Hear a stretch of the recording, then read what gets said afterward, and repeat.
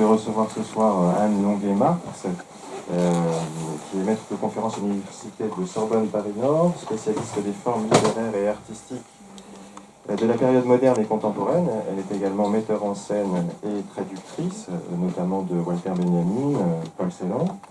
Et nous la recevons ce soir à l'occasion de la parution aux éditions de l'Atelier Contemporain d'un ouvrage magnifique, richement illustré, qui s'intitule Le Soleil et l'envol, à la rencontre de Simone Boissec et Carl-Jean Longuet, vos parents. Donc c'est un livre qui nous fait pénétrer dans l'intimité de la vie et de l'œuvre de ces deux sculpteurs qui ont marqué la deuxième moitié du XXe siècle. Et pour nous présenter ce livre, nous avons la joie également de recevoir Thierry Dufresne, qui est professeur d'histoire de l'art à l'Université de Nanterre, spécialiste de Giacometti et de la sculpture contemporaine. Vous avez été commissaire de nombreuses expositions. Donc nous avons un invité de choix pour présenter le livre d'Anne Longuet-Marx, qui, si vous ne l'avez pas vu, est ici. Un très très beau livre, magnifique, et encore une fois avec des illustrations remarquables. Voilà, et un livre très intimiste également. Voilà, donc je laisse Thierry Dufresne prendre les commandes de la discussion avec le micro qui est juste là, il suffit de pousser le bouton. Et je vous souhaite une excellente soirée. Merci de garder vos masques le temps de la discussion. Et cette discussion sera suivie évidemment de questions du public et d'une dédicace, si vous le souhaitez, bien évidemment. Bonne soirée à tous. Merci monsieur le directeur, merci Yannick, puisque je connais son prénom, breton, et ça a un rapport un peu à notre histoire. Alors moi je suis vraiment ravi que Anne m'ait demandé en somme de la présenter et puis de discuter avec elle. On entend pas là. Vous m'entendez pas? Il n'y a pas de micro. Elle est branchée à ce moment-là? On monte un peu le micro. Ah mais non, mais c'est qu'il ne marche pas. C'est le bouton. Il marche pas. C'est qu'il ne marche pas. Là, attendez. Et là? Ah oui, on n'avait poussé qu'à moitié. Donc voilà, maintenant vous m'entendez? Donc je remercie Anne de m'avoir demandé de présenter son livre et de dialoguer ce soir avec elle.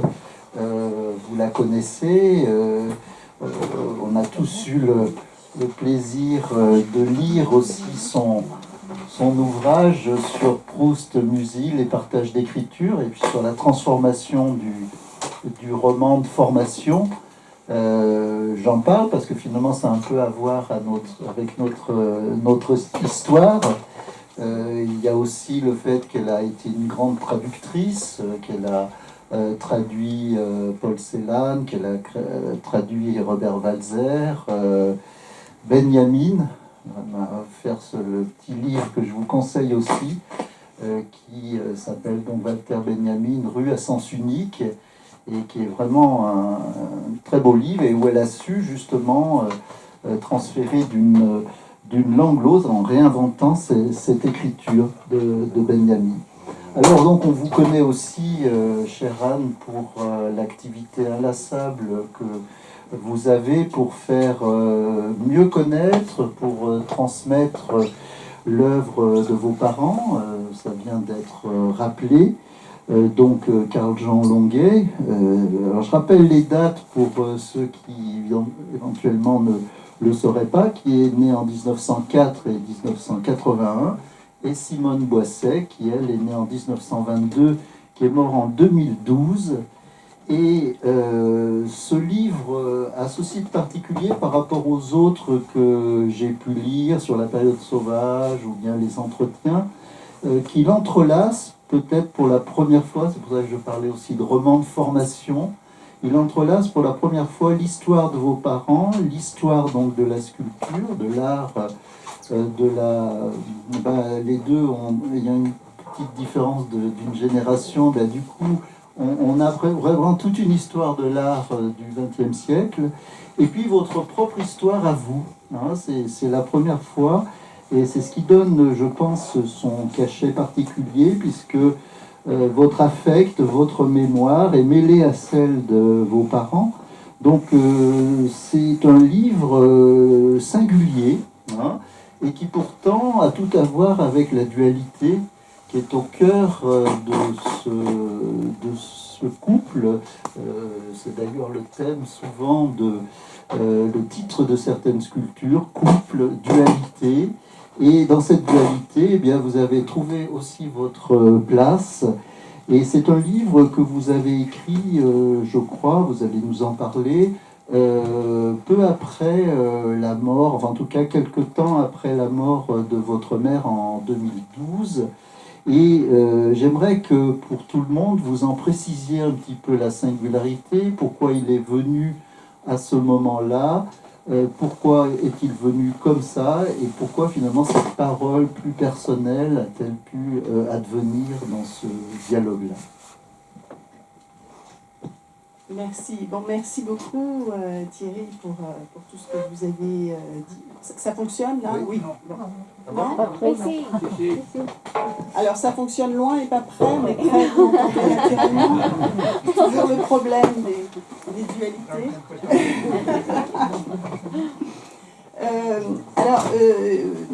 Merci pour tout ce que effectivement vous avez relevé de mon parcours. Peut-être que je voudrais dire une première chose d'abord parce qu'on se trouve dans un endroit qui s'appelle Compagnie. Bien sûr, c'est un hommage à Beckett, qui était un des auteurs favoris de ma mère. Mais c'est aussi, et c'est pour ça que je voudrais dire un mot, c'est aussi un endroit, je trouve, qui porte bien son nom.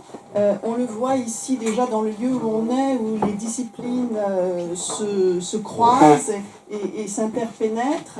Je dirais qu'il y a 2 jours, il y avait ici, on parlait de Proust, hier on parlait de Victor Klemperer, cette oreille absolue de la langue allemande qui a repéré dès 1933 comment la langue des nazis contaminait complètement la langue allemande et comment par ce travail, cette espèce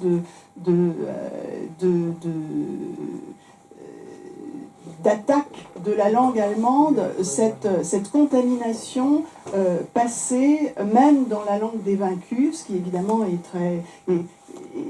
très impressionnant de voir comment la langue est finalement le premier support pour attaquer les esprits, bien sûr.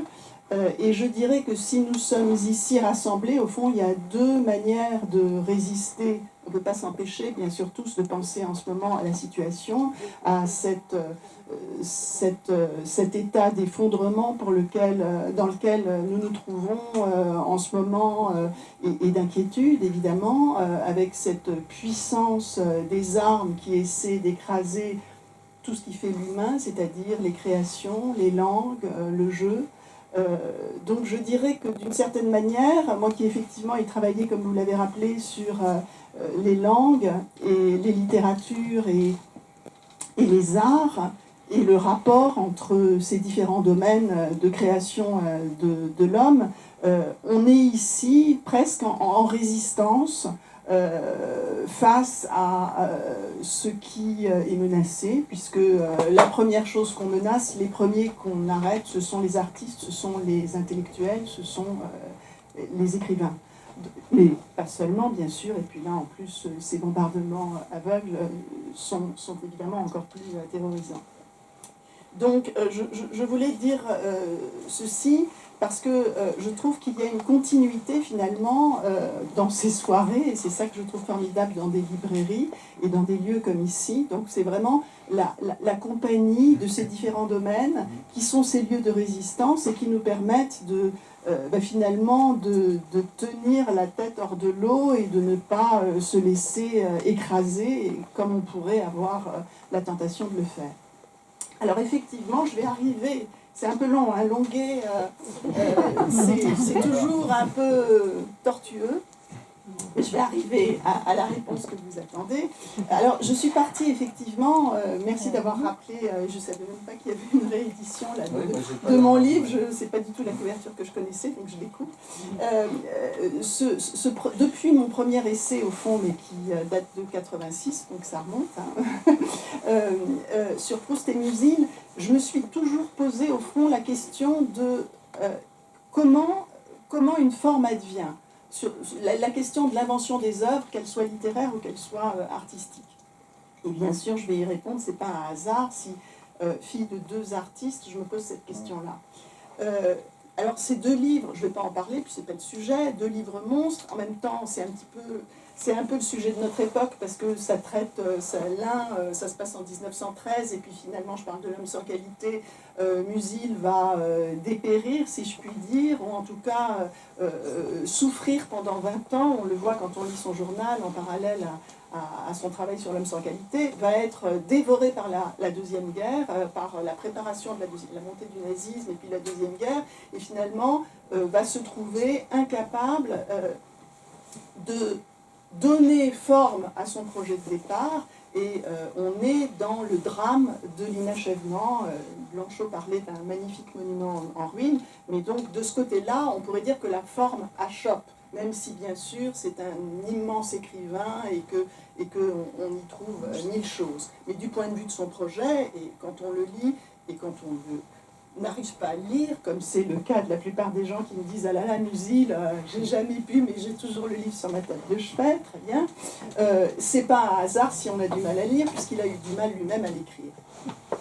Quand je dis du mal à l'écrire, évidemment, c'est un des grands génies de la langue, mais du point de vue de la forme et du projet de la forme. Proust, par contre, et c'est là où évidemment pour moi ça a été un peu le premier maître et le modèle absolu, et puis on en parle beaucoup en ce moment pour des tas de raisons bonnes ou mauvaises. Les raisons d'anniversaire ne sont pas toujours les meilleures, mais il faut en profiter quand même.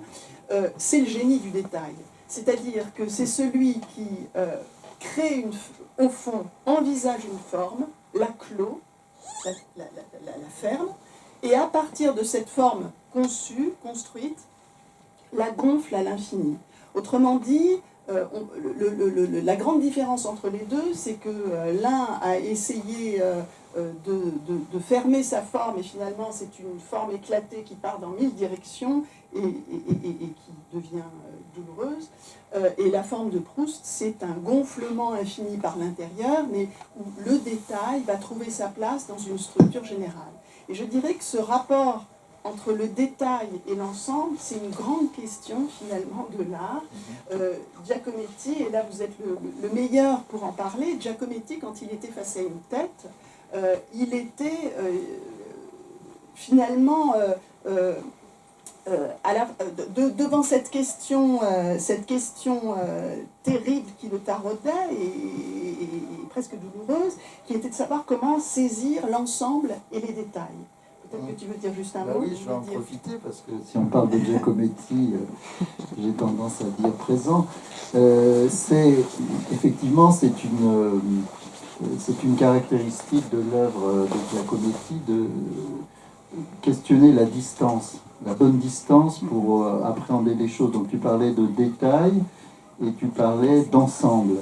Et je crois que c'est une question fondamentale, quel que soit le médium, que ce soit la littérature, que ce soit la sculpture par définition, c'est d'inscrire dans la forme la distance à laquelle les choses doivent être vues. Autrefois, on ne se souciait pas tellement de cette question, on faisait un objet, puis il était vu de plus ou moins loin. Et puis, avec des sculpteurs comme Giacometti, il intègre forcément la distance. Si vous approchez, ça devient confus. Si vous êtes à 20 mètres, vous ne le voyez pas non plus, vous voyez simplement une chose. Mais si vous êtes à 20 pas, c'est là qu'il a vu. C'est-à-dire que l'espace est intégré dans la sculpture. Et j'ai l'impression d'avoir ce changement qui s'opère avec vraiment la modernité. Et c'est un peu ce qu'on a dans les sculptures, voilà aussi, dont nous allons parler maintenant. Et je me demandais, en vous entendant, en t'entendant, si tu voyais une sorte de répartition, tu n'es pas obligé de me répondre, hein, à peu près, Proust serait du côté de ta mère, non, et Musil du côté de ton père, ou non, pas du tout. Ou non. Non, alors donc pas de réponse, pas de réponse. Non, il faut pas. Alors là, mes profs de littérature comparée disaient il faut pas ouvrir des fausses fenêtres. non, mais là, ça aurait pu, mais je crois pas. Alors, je vais y venir après à la sculpture. C'est vrai que peut-être que c'est plus. Je ne vois pas tellement, d'ailleurs, dans les ateliers d'œuvres inachevées. Peut-être, je ne sais pas si j'interroge ma sœur du regard, mais au fond, non, assez peu. Mais peut-être on peut y venir tout à l'heure. Alors, ce que je voulais juste ajouter aussi, à propos de Proust, et qui nous ramène aussi directement à la sculpture, c'est cette question de la sensation qui va être source de l'écriture. Chez Proust, c'est un moteur, une écriture de la sensation, avec aussi évidemment ce jeu sur la mémoire, mais je dirais que pour le sculpteur, c'est aussi partir d'une sensation pour arriver à une forme. Alors, le deuxième aspect, on a joué avec le tutoiement et le vouvoiement, donc on va enlever le masque, on a enlevé le masque, on enlève le vouvoiement, donc on passe au-dessus. Le deuxième aspect que tu as appelé et qui effectivement est un deuxième aspect sur lequel j'ai travaillé, c'est le dialogue entre les arts.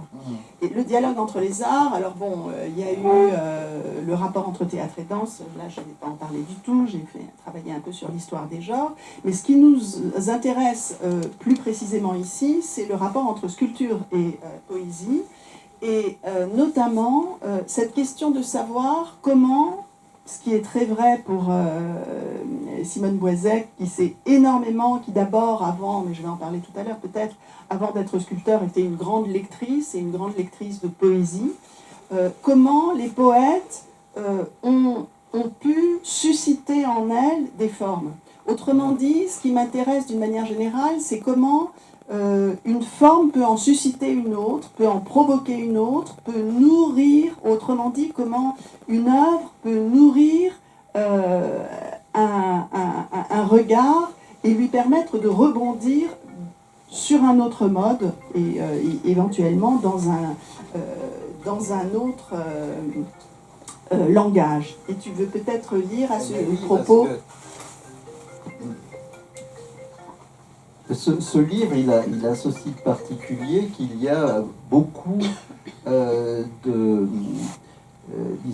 citations, mais qui arrivent vraiment au moment où tu en as besoin. C'est ça que, c'est-à-dire la citation, elle est là pour approfondir quelque chose de ta réflexion.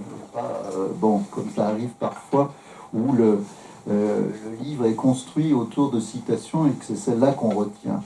Et il y a un texte qui moi, m'a beaucoup impressionné, c'est le texte donc de Simone, qui, dans un livre consacré à son dialogue avec la poésie, dit la chose suivante, et qui renvoie à l'idée même de la sculpture comme un langage tridimensionnel, et notamment la notion d'écho, de rime, qui sont dans l'espace et non plus simplement dans le son. Mais voilà ce que je souhaiterais vous lire. Le poème, tel que je le perçois, ça c'est intéressant, hein, le jeu des synesthésies, c'est-à-dire qu'elle ne l'entend pas, elle le perçoit, et elle l'entend au sens de elle le comprend, provoque en moi un éblouissement. Donc là aussi, un registre qui est plutôt celui de la visualité, qui dilue la poussière quotidienne, balaie mes scories personnelles, crée un vide. Donc spatialisation de la pensée, avec les marges du poème peuvent y inciter, et me plonge dans une disponibilité nécessaire pour que, face au monde, comme par une fenêtre creusée dans la masse opaque de l'invisible, je puisse entrevoir les hiéroglyphes de mon réel. Plus loin, nous possédons pour un moment le chiffre magique.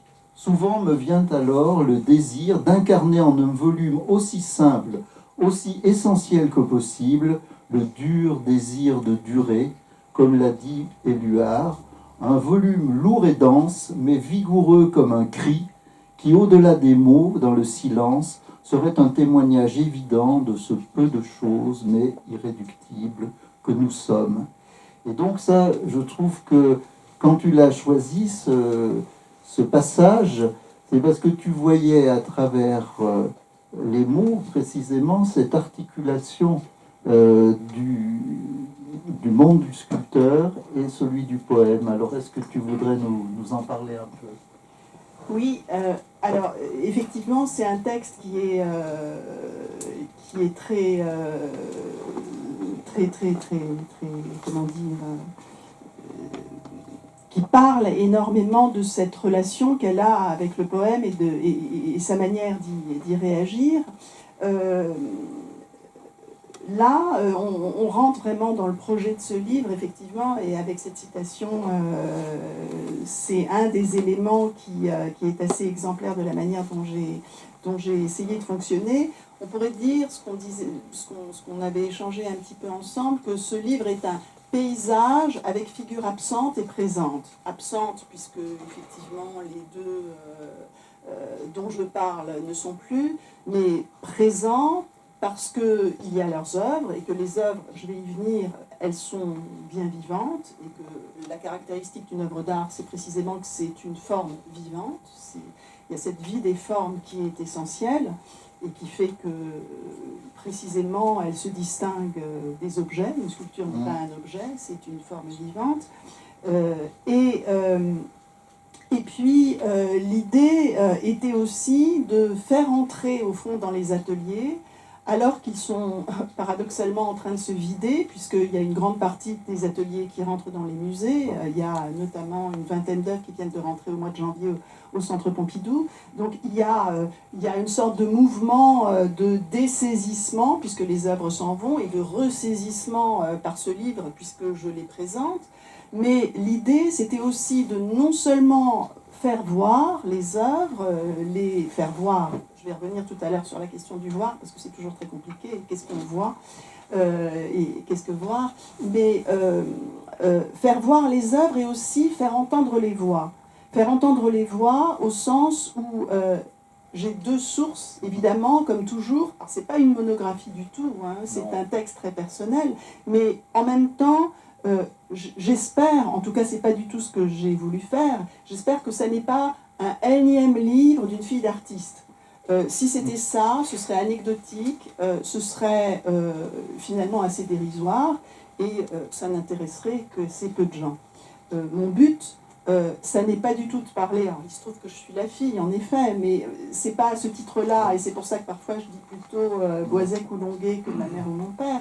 De temps en temps, il faut que je dise ma mère ou mon père, parce que là, ça correspond à ce dont je pourrais parler.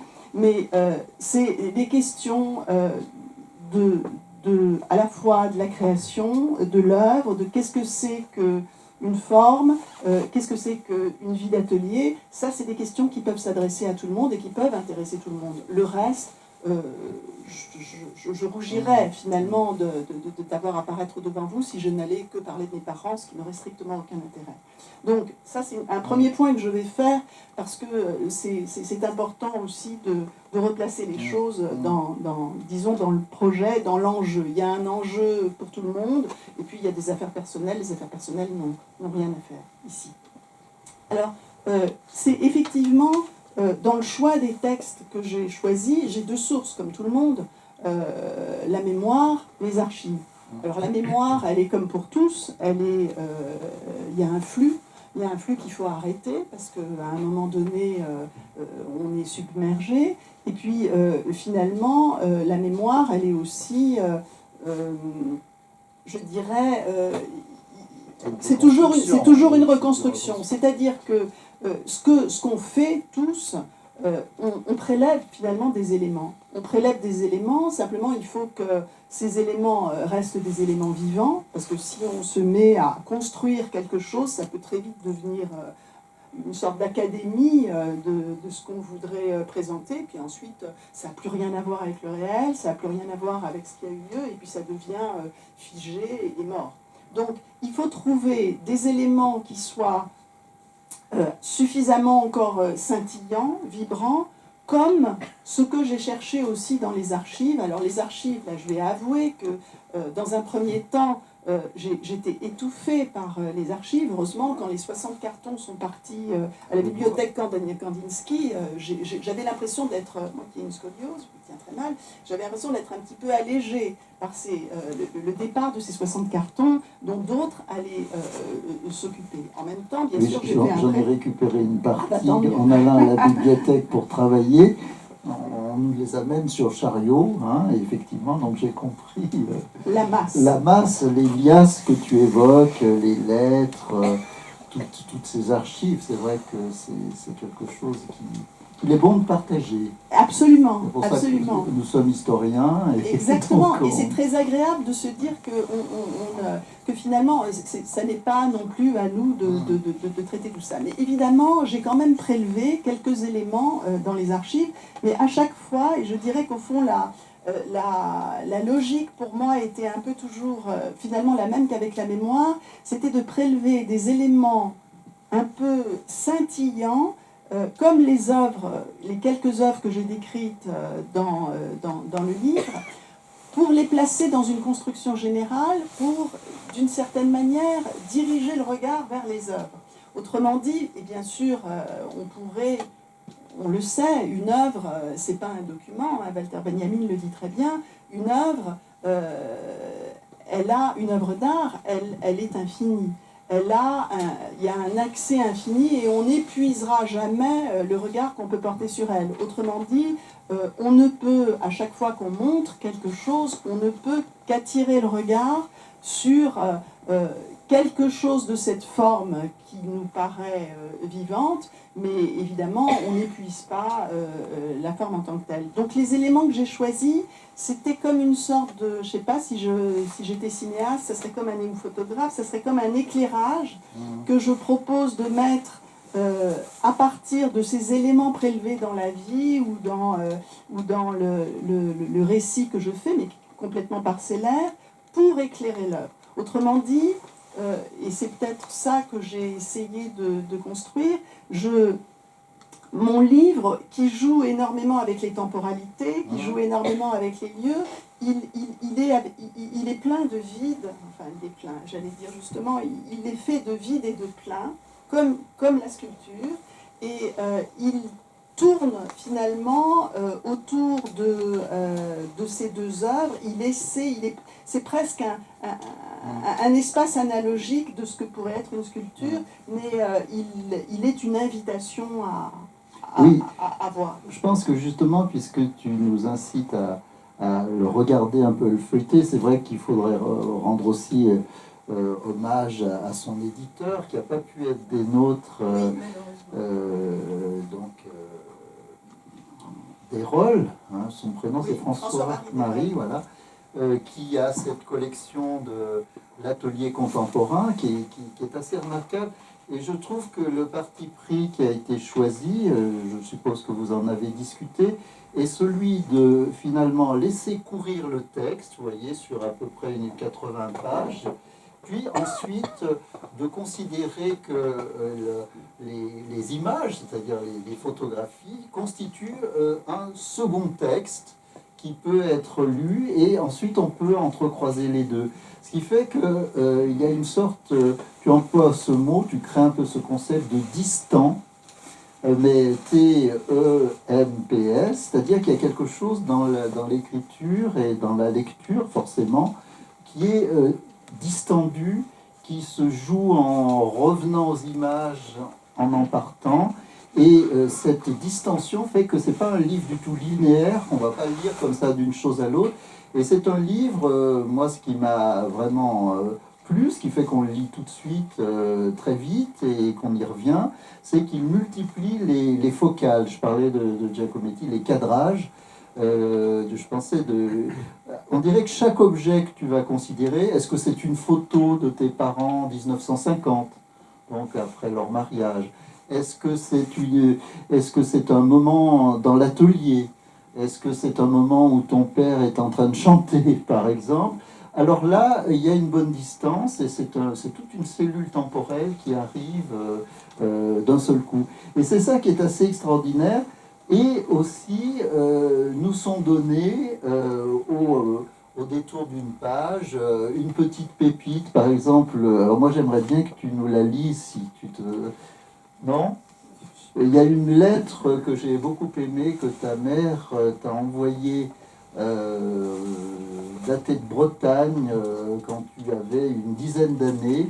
Et je trouve que cette lettre, elle est très belle. J'aimerais bien, si tu voulais la partager avec le public. Moi, je ne sais pas moi qui doit la lire, puisque c'est toi qui l'as reçue. Alors, Anouchkaya Sima, je t'écris dans une île perdue au milieu de l'océan Tic. C'est la raison pour laquelle je prends la dernière vieille enveloppe que j'ai pu trouver. Et ce matin, tu l'as donc, ta lettre. J'ai oublié de dire que je taraudais mes parents, oui, ça c'est un petit élément juste pour comprendre pourquoi je la reçois, cette lettre. Je taraudais mes parents pour m'acheter un papier à lettres décoratif particulier et on me le refusait. Et ce matin, tu l'as donc ta lettre, Mademoiselle Anne L, 56 Morbihan. C'est une vraie lettre avec du texte, une adresse, un vrai timbre oblitéré et un vrai facteur qui te la porte à bicyclette. Une vraie lettre pour te dire quelque chose. Enfin, une lettre, quoi. Eh bien, les autres lettres que tu pourras recevoir, elles ne t'en diront pas plus. Plutôt moins, d'ailleurs. Car celle-là, elle te prouve que les lettres, ça ne veut rien dire. Tandis que les autres, ça fait semblant de dire quelque chose, et la plupart du temps, ça ne dit rien. J'espère que tu te portes bien, je m'ennuie, je mange, je m'amuse, je nage, et tout le reste, qu'on ne dit pas, et qui est tout aussi embêtant. Tu vois, Anne, les lettres, ça ne veut rien dire. Le principal est d'en écrire. C'est ça le plus intéressant. On passe un moment avec son correspondant, on lui parle, sur son ton particulier à soi, on s'exprime, et puis, pfut, à la poste, quelqu'un se charge pour 50 centimes d'apporter ce petit bout de papier à l'autre bout du monde. Tu te rends compte? Bon, maintenant, va faire tes mathématiques. Et écris-moi une belle lettre après sur le papier que tu auras trouvé, qui sera beaucoup plus drôle que du beau papier à lettres acheté chez le marchand, banal et cher. Tout bête, quoi. Je t'embrasse bien fort pendant que tu es à lire Goethe en haut et que papa coupe les Cupressus. Et que je me dis, oh là là, il va falloir faire le déjeuner, tout le tralala. Devine qui? Carissime à toi. Très très belle lettre, et puis aussi ce sens des matières, des matériaux, de ce que ça veut dire. Je trouve que c'est un très beau choix que tu as fait, parce que les archives, il y en a toujours beaucoup. Encore faut-il pointer celle qui a un sens, et qui a un sens pour l'œuvre aussi, pour l'œuvre de ta mère, qui me paraît justement là parfaitement bien sentie. Alors, est-ce que on pourrait en arriver peut-être à ce... Tu parles souvent d'une écriture dans l'espace, là on en a une preuve, etc. Et ton livre commence par une chose assez étrange, où tu parles de France Culture, où tu es très jeune, et puis donc tu entends la radio, et tes parents écoutent France Culture, et toi, forcément, tu es dans un univers où les mots ne peuvent qu'être tridimensionnels. Benjamin le dit lui aussi, les mots sont maintenant plus dans les livres, bien qu'ils disent soit, mais ils sont aussi sur les murs, ils sont sur les écrans, ils sont partout, ils sont spatialisés. Et donc pour toi, France Culture, parler de littérature, c'était forcément parler de tout ça dans l'espace, dans la distance, comme disait Giacometti. Le poème étant lui-même une formalisation de cette distance. Alors, qu'est-ce que c'est que cette histoire de France Culture ? Alors, je crois qu'on est vraiment fabriqué par le milieu dans lequel on est. Il y a un terreau, et puis ça fait éclore, ça modifie probablement notre perception. Donc effectivement, j'étais persuadée que la culture, c'était forcément en 3 dimensions, que c'était de la sculpture, et que donc France Culte, que cette radio, c'était une radio qui émettait, mais qui était essentiellement centrée sur la sculpture. Et puis, ça allait très loin. Le mot sculpture dont on m'avait expliqué qu'il y avait une lettre qui ne se prononçait pas, le P, qui était au centre de ce mot, exactement au milieu du mot. Je m'étais dit, parce que les enfants, ils cherchent toujours une explication très matérielle, que donc le P, c'était l'armature du mot. Comme un sculpteur, quand il monte une sculpture, il a eu besoin d'une armature sur laquelle il met de la terre. Et au fond, je donnais tout le temps, je fonctionnais de manière extrêmement analogique. Alors, c'est vrai que le fait de vivre à côté d'ateliers, qu'il y ait deux ateliers, ils ont toujours été dans chacun leur atelier, donc deux ateliers séparés, donnait probablement aux enfants que nous étions un rapport immédiat au volume, à la masse, aux trois dimensions, et aussi, je pense, une conscience très tôt que ces formes ont une vie. C'est-à-dire, je me suis très rapidement rendu compte que ces sculptures que j'aurais pu associer à tous mes personnages de contes, enfin quand j'étais vraiment enfant, ou à des personnages que j'aurais pu utiliser, scénariser dans des histoires, en réalité, ces formes étaient bien plus puissantes que des personnages. Elles étaient d'une certaine manière irréductibles et elles avaient une autorité qui ne permettait pas de les intégrer, de les scénariser, je dirais, de les intégrer dans des histoires, parce qu'au fond, il y avait une présence, une vie du volume qui se suffisait à lui-même. Et je dois dire que mon imagination, c'est presque abstrait ce que je vais dire, mais je pouvais m'amuser, rester des heures autour d'une sculpture comme s'il y avait une histoire du volume. C'est-à-dire, je suivais le volume et c'était finalement ma fiction. Ça, c'est quelque chose qui effectivement était très sensible. Et puis j'ai perçu aussi très rapidement que dans ces deux ateliers, il y avait deux atmosphères très différentes qui étaient liées aux univers formels. Évidemment, tout à l'heure tu as fait allusion aux couples et aux dualités qui sont pas du tout les mêmes. Les dualités de ma mère, c'est plutôt des confrontations que des fusions, alors que les dualités de mon père étaient beaucoup plus tendres et bon, ça c'est lié aussi à leur parcours. On va y venir tout à l'heure.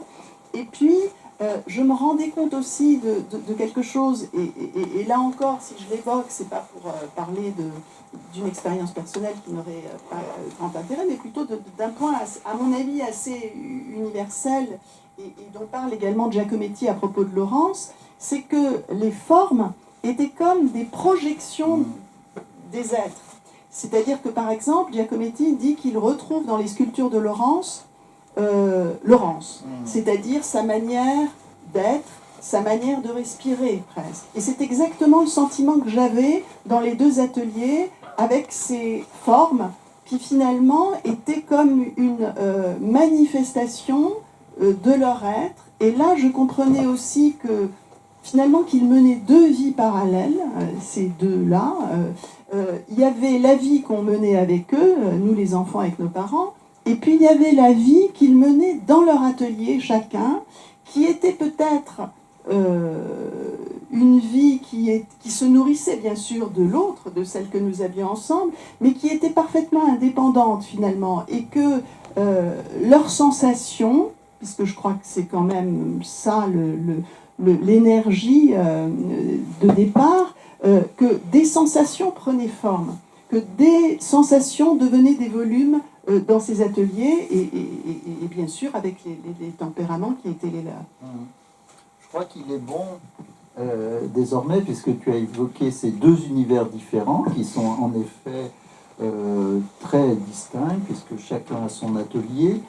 Et même si on voit que lorsque Simone a fait des soleils, par exemple, ensuite Carl Jean l'a rejoint sur cette thématique et inversement, c'est-à-dire qu'il y a des allers-retours d'un monde à l'autre, mais toutefois les univers sont différents, ce qui permet d'ailleurs ces effets de tension, de polarité, d'enrichissement, de dépassement. Ça, c'est tout à fait frappant. Et je crois que ce serait bien si tu pouvais revenir, parce que dans ton... Alors, le texte s'appelle « Le soleil et l'envol ». Hein. Il s'agit en fait, le soleil, c'est vraiment une des sculptures les plus fascinantes de Simone Boissec, un thème qu'elle a commencé lorsqu'elle était à Alger, puisque parmi les dualités, il y a le fait qu'elle est née à Alger, qu'elle y a vécu jusqu'à quoi? Jusqu'à 20 ans, à peu près 23, voilà. Et que ce soleil qu'on retrouve aussi chez Camus dans l'étranger, ce soleil implacable, lui paraissait ne laisser à l'homme finalement que son ombre, c'est-à-dire celle d'une croix quasiment. Et donc cette thématique d'une prégnance du cosmos, quelque chose de très intense qu'elle ressentait, c'est ce qui a fait que son œuvre a été d'emblée c'est une autodidacte, elle, a été d'emblée sous l'impact des forces naturelles auxquelles elle a réagi dans ce que tu appelles sa boisseki. J'aime bien cette expression. La boisseki, c'est quoi? C'est une sorte de contrée primitive, sauvage, avec des fleurs cannibales, avec des chœurs bretons qui sont parfaitement dérivés de ceux du Mexique, parce qu'elle avait vu cette exposition sur l'art aztèque en 52, hein, et donc elle en a été frappée. Donc voilà ce qu'elle est, elle. Alors c'est le soleil. Et lui, il a été formé vraiment, disons, dans l'école de Rodin. Il a ensuite fait même le portrait de Dina Vierny, donc il est allé du côté de chez Mayol. Donc il a un sens de la forme, il vient du monde figuratif.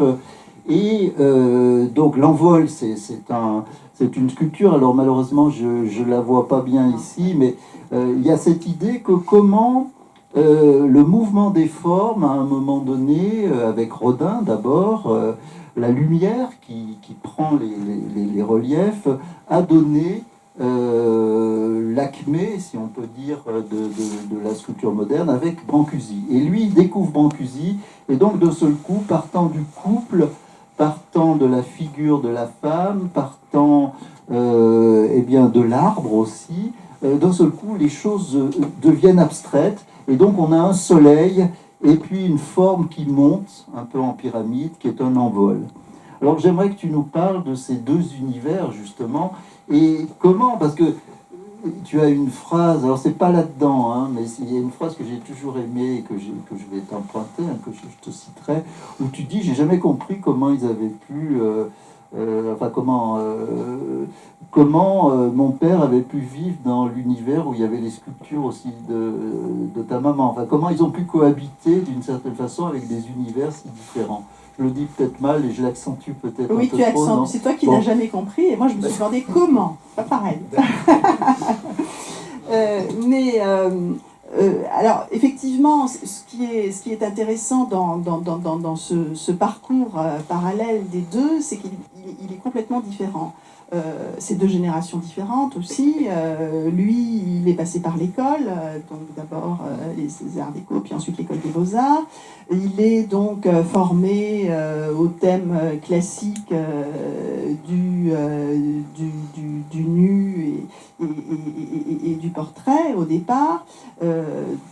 D'où bien sûr tous ces nus avec Dina Vierny, mais pas seulement, bien d'autres avant aussi.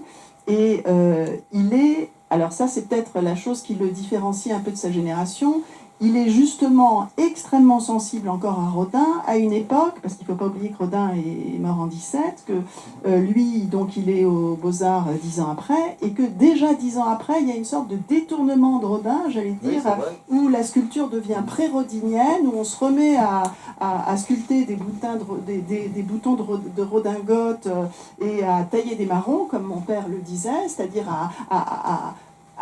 à se perdre dans les détails, mais là c'est pas les détails de Proust, hein, c'est pas les détails sensationnels, c'est vraiment le petit bout de la lorgnette et où on perd la sculpture vivante. Et c'est vrai qu'il y a eu tout un mouvement et au fond la plupart de ses camarades de sa génération, bon par exemple Paul Belmondo, enfin, qui était dans le même atelier, on voit ce que ça peut signifier pour une sorte d'impasse, disons, et de régression de la sculpture par rapport à Rodin, bien sûr, cette espèce de géant de la sculpture vivante.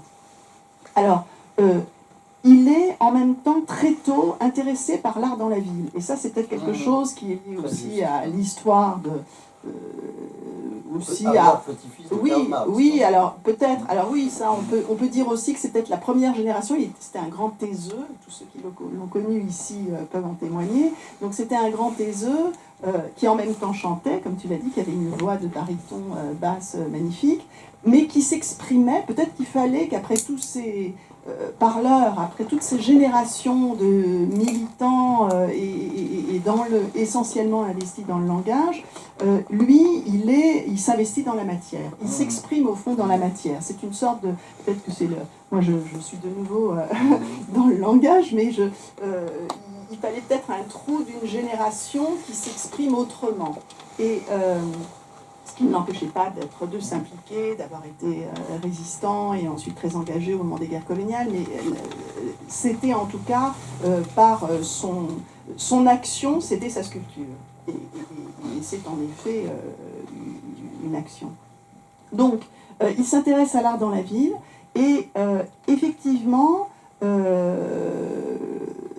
la rencontre avec Brancusi va, comme ma mère le disait, faire tomber des murs pour lui. C'est-à-dire que tout à coup, il va se rendre compte qu'une œuvre peut se passer de modèle, puisque jusque-là, il fonctionnait encore avec des modèles, et qu'une œuvre s'autorise d'elle-même. Et tout à coup, effectivement, sortant de l'atelier de Brancusi, il va faire un premier couple qui n'a plus rien à voir avec son premier couple, qui vient justement d'ailleurs de rentrer au Centre Pompidou, qui est très rodinien.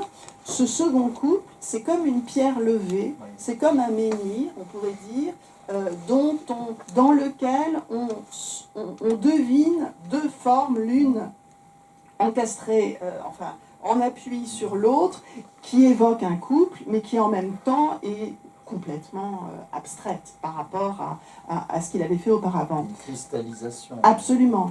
Et alors, ce qui le caractérise et ce qui caractérise aussi cette génération, et c'est en ce sens-là que son parcours, sa traversée, disons, des grandes modifications de l'histoire de la sculpture au XXe siècle, c'est que c'est à la fois un modeleur et un tailleur. Donc c'est quelqu'un qui s'intéressait à tous les matériaux. Donc il y a même des sculptures en plomb, il y a des bois, il y a des marbres, il y a des onyx, enfin, mais il était autant tailleur que modeleur, et ça, c'est évidemment la leçon de Brancusi, qui est d'être à l'écoute de la matière. Et ça, c'est évidemment quelque chose qui l'a beaucoup impressionné. Être à l'écoute de la matière, suivre le fil de la matière et donner naissance à cette forme. Alors, elle, évidemment, autodidacte, oui, parce qu'elle n'est pas passée par l'école. Donc, oui, pardon, je termine là, je me coupe moi-même. Donc, il y a quelque chose qui se passe dans cette sortie de guerre. C'est précisément ce moment où il simplifie énormément tout son langage et où il va peu à peu, effectivement, passer d'une certaine figuration à une abstraction, encore que je dirais que ça n'est pas une abstraction géométrique.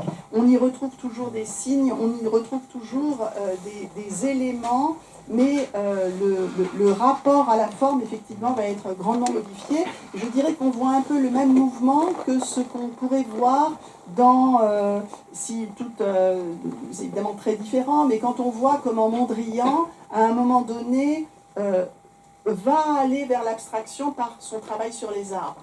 Je pense que chez Longuet, le travail sur les arbres les arbres et le nu est une manière d'aller vers ce qui ensuite sera pour lui des architectures. Puisqu'ensuite il va beaucoup travailler avec des architectes et construire des sculptures qui sont un peu des architectures.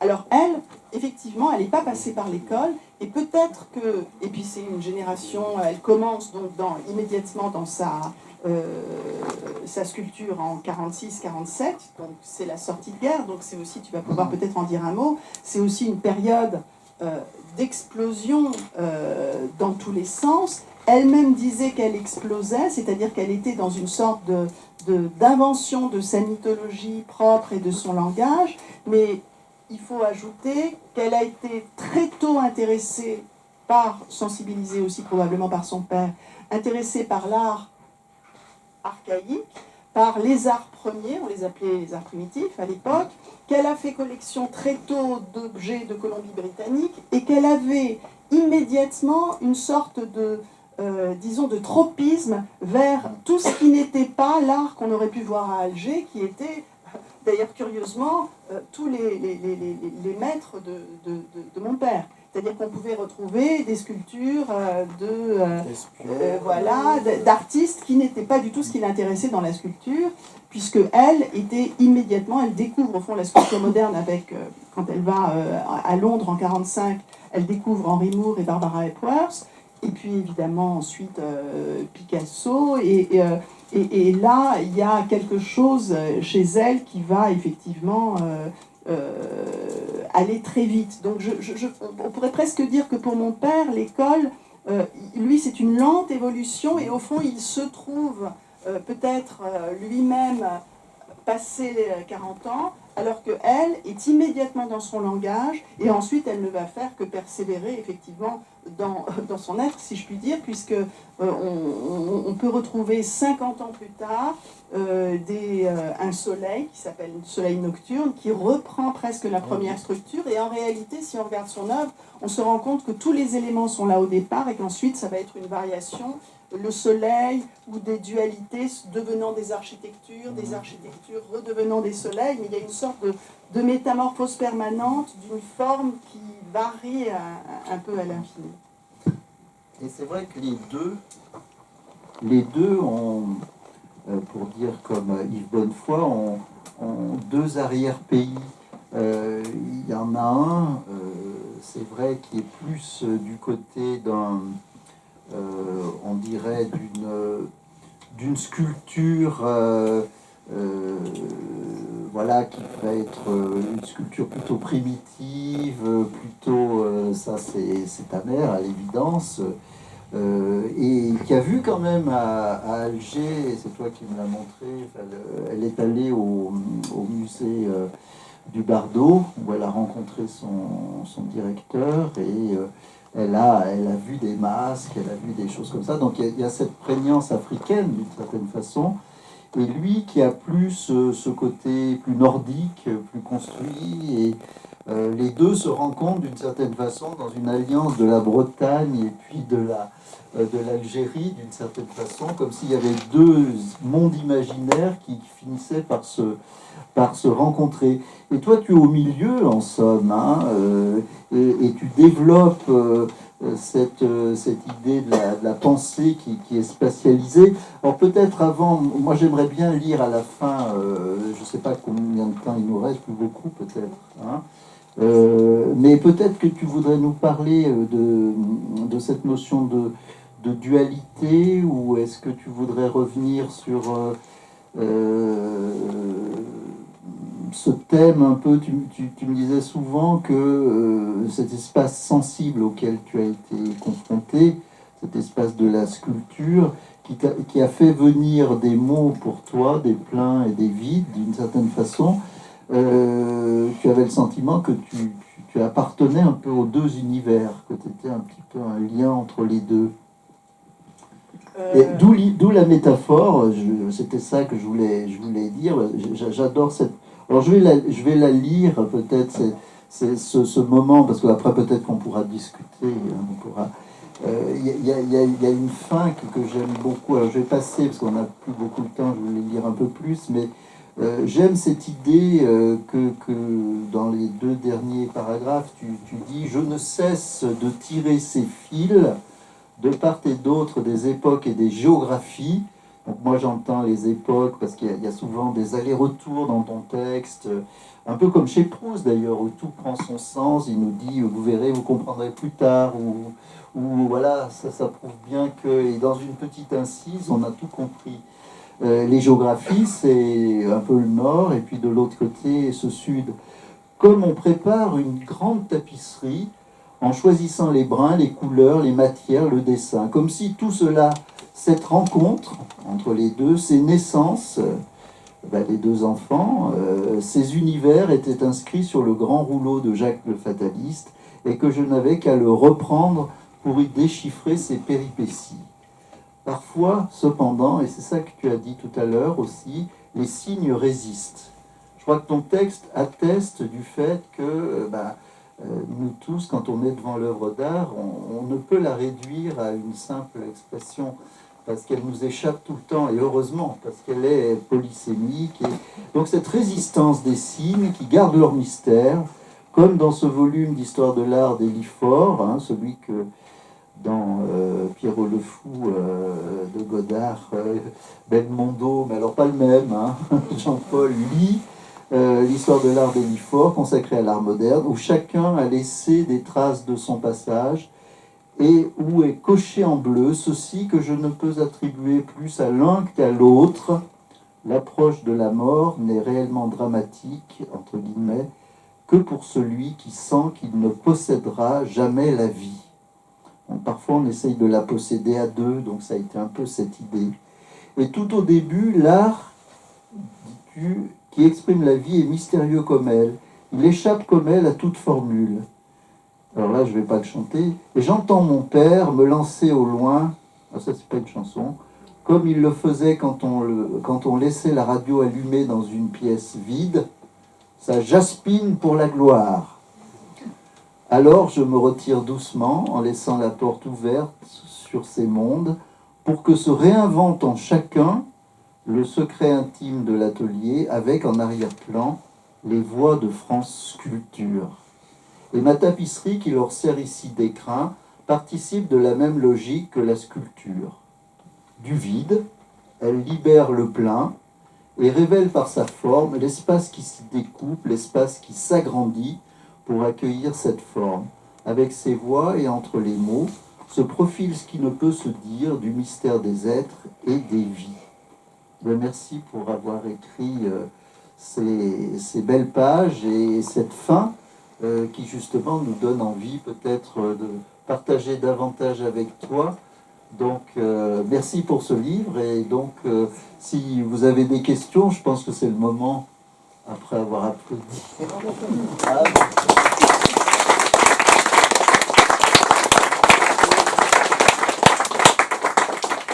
faire circuler un micro pour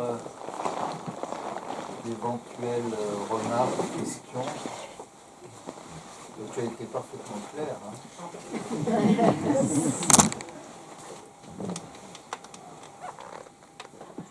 Et avec quelle différence d'âge entre votre père et Brancusi? Brancusi. Alors Brancusi, ton père né en... Une quinzaine. Oui, né en 1904. Il est né en 1904. Et Brancusi doit être né en 80. Un peu plus, 83. Oui, c'est ça. Donc je pense une vingtaine d'années. Votre père était nettement plus jeune. Oui, absolument. Ah oui, parce que Brancusi, c'était le maître de l'impasse Poncin. Là, il était un peu l'homme. Il meurt en 57. Donc effectivement. Mais il y a eu ce moment quand même où il était le grand maître de la forme. Mais c'est vrai que je crois que quand ils ont été le voir, puisqu'ils ont été le voir donc en 47, ma mère me disait qu'elle avait le sentiment qu'il travaillait plus au fond. Il était dans la mise en scène de son atelier. Il était alors est-ce que c'est vrai? Est-ce que c'est le sentiment en tout cas qu'elle avait? Non. De photographie Protestation. Alors il a fait beaucoup de photographies. Ah bah bien sûr. Oui. Et non, il est parti dans l'idée, mais c'est marrant parce que toi, tu considères aussi finalement ces ateliers comme des œuvres totales. Oui. Et effectivement, mais Rodin, c'est un peu ça aussi avec la porte de l'enfer, parce que il fait la porte de l'enfer, il fait des sculptures qui sont là pour être mises dans les différentes niches, et puis finalement, dès qu'il en fait une, il la vend. Et la seule fois où on présente la porte de l'enfer, c'est au pavillon de l'Allemand en 1900, elle est vide. C'est-à-dire qu'il n'y a plus de figure, il n'y a que cette architecture. Donc il y a eu ce passage ou ce moment où on est arrivé à l'environnement, à la notion d'environnement. Et je crois que ton père a bien, peut-être même plus que ta maman avait ce rêve, si j'ai bien suivi, sans même ce rêve de forum, d'un lieu où les gens pourraient s'asseoir, partager quelque chose. Et il y avait quand même cette génération qui avait ce sens de créer des lieux pour des usages futurs, c'est-à-dire des forums pour le lendemain. Et l'idée Ça, je était trouvais que c'était même, beau. de créer un lieu, alors ce qu'elle appelait sacré au sens non pas religieux, Oui. mais au sens de séparer, c'est-à-dire Oui, un séparer de lieu la vie séparé où industrieuse. effectivement il y aurait une communication idéale.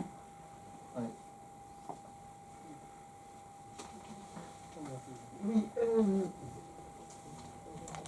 pourriez-vous nous parler un petit peu de cette loi qui a été promulguée, je crois, par Jean Zé, mais j'en suis pas sûre, concernant ce qu'on a appelé le 1% Ah oui. architectural, enfin bon, quelque chose comme ça. Et je crois que... Alors c'était un projet de loi que Jean Zay a fait sous le Front Populaire en Oui. 1936, effectivement, Oui. et qui a ensuite permis à ces deux Voilà. artistes de vivre Alors, de leur art. le finalement. décret lui a été promulgué en 1951. Ah, hein. c'est Il y avait pas- un premier projet du Front Populaire Oui. qui s'adressait aux bâtiments publics, c'est-à-dire chaque fois qu'il y avait un bâtiment public qui était construit, une partie, 1%, en fait ça n'a jamais été 1%, c'était plutôt Oui. 0, etc. Mais enfin quand Oui. même, était dévolu à un artiste, une commande. Et de fait, ça a été considérable cette Oui. mesure.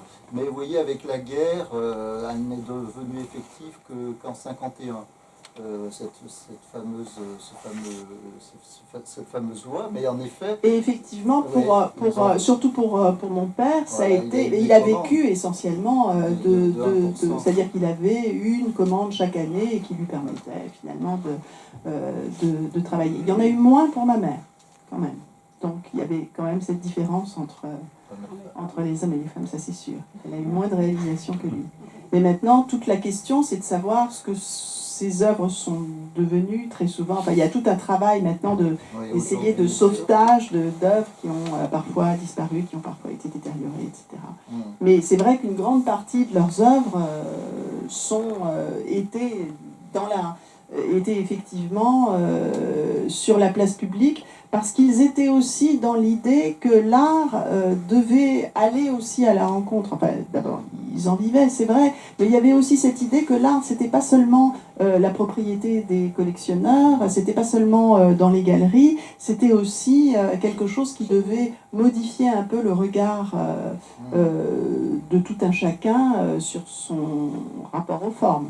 Donc il y avait aussi cette idée un peu Oui, militante. puis c'est vrai que l'œuvre dans l'espace public, c'est la première œuvre que l'on voit quand on est enfant ou autre, et que certains voient, parce que c'est un habitus particulier que d'aller pousser la porte d'une galerie ou d'un musée, on ne le fait pas parfois.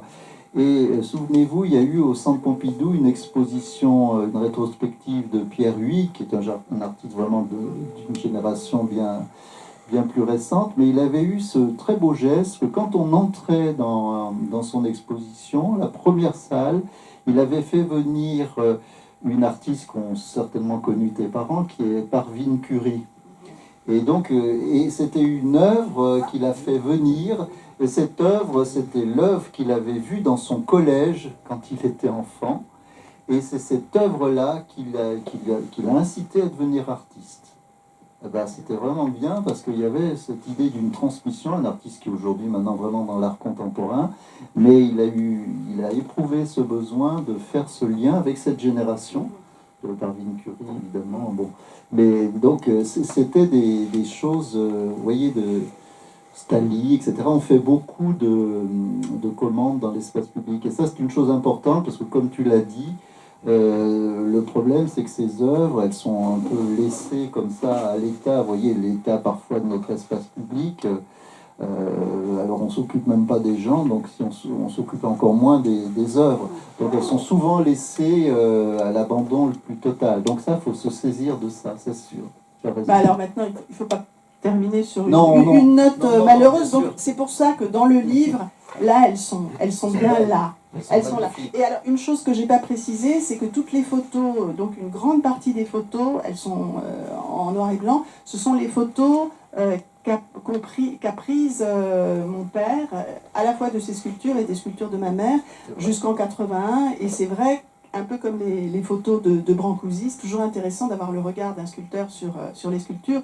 Elles sont quand même assez... Enfin, c'est la raison, d'ailleurs, une des raisons pour lesquelles, parce qu'a priori, c'était un texte qui avait plu à François-Marie Desrolles et il n'y avait pas du tout l'idée au départ de mettre des photos.